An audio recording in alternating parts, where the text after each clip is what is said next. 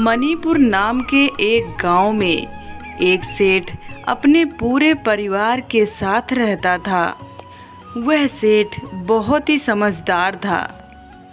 एक दिन लक्ष्मी जी नाराज हो गई और वह सेठ से बोली, मैं जा रही हूँ, मेरी जगह नुकसान आ रहा है। जाते जाते मैं तुम्हें अंतिम भेंट जरूर देना चाहती हूँ, मांगो, तुम्हें क्या चाहिए। सेठ बहुत ही समझदार था। उसने जाती हुई लक्ष्मी से विनती की, हे माँ, नुकसान आ रहा है तो उसे आने दीजिए। बस मेरे परिवार का आपसी प्रेम बना रहे, बस मैं आपसे यही चाहता हूँ। तथास्तु, ऐसा ही होगा। इतना बोलकर लक्ष्मी जी सेठ के यहाँ से चली गई।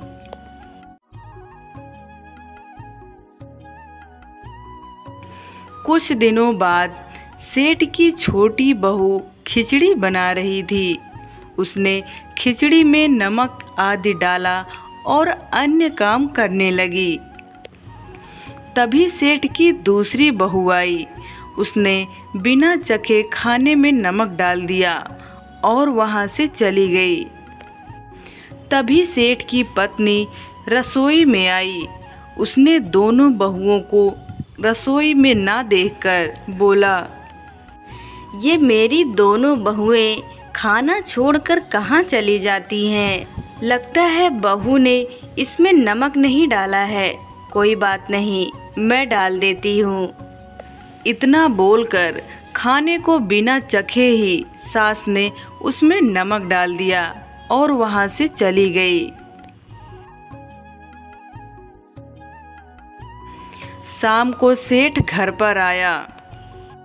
सेठ को देखकर छोटी बहू बोली, पिताजी, आप हाथ मुंह धो लीजिए, मैं आपके लिए खाना निकाल देती हूँ। छोटी बहू ने सेठ को खाना दिया और वहाँ से चली गई। सेठ ने जैसे ही पहला निवाला खाया, उसको खाने में नमक बहुत ज़्यादा लगा।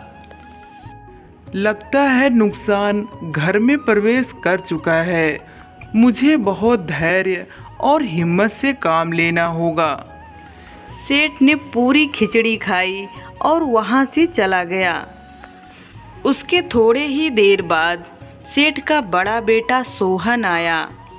सोहन ने जैसे ही खाने का पहला निवाला मुंह में लिया, उसको भी नमक ज़्यादा लगा। उसने अपने पत्नी से पूछा, क्या पिताजी ने खाना खा लिया? क्या कहा उन्होंने? उसकी पत्नी मुस्कुराते हुए बोली, जी हाँ, पिताजी तो कब का खाना खाकर चले गए और उन्होंने तो कुछ नहीं कहा। क्या बात है? कुछ नहीं, मैं तो ऐसे ही पूछ रहा था। जब पिताजी ने कुछ नहीं बोला तो मैं बोलने वाला कौन होता हूँ? सोहन ने भी चुपचाप खाना खाया और वहाँ से चला गया। इस तरह घर के अन्य सदस्य भी एक एक करके आए और सबने पहले वाले के बारे में पूछा और चुपचाप खाना खाकर चले जाते। सब लोग पहले वाले के बारे में पूछते और चुपचाप खाना खाकर चले जाते। इस तरह घर के सारे सदस्य ने खुशी खुशी वह खाना खा लिया। रात में नुकसान सेठ के पास आया और हाथ जोड़कर बोला, मैं जा रहा हूँ। परंतु क्यों? क्या हुआ? क्या किसी ने कुछ कहा? आप लोग 1 किलो नमक खा गए हैं, लेकिन बिल्कुल भी झगड़ा नहीं हुआ। यहाँ मेरा कोई काम नहीं है।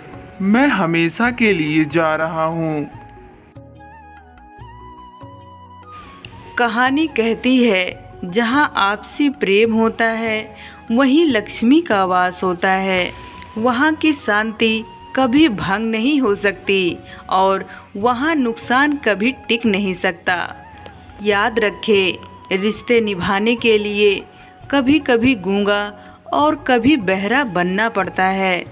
मिट्टी का मटका और परिवार की कीमत सिर्फ बनाने वाले को पता है, तोड़ने वाले को नहीं। रिश्ते ताले की तरह होते हैं, जिन्हें चाबी से खोलोगे तो हर बार काम आएंगे, और यदि हथौड़े से खोलोगे तो एक ही बार काम आएगा।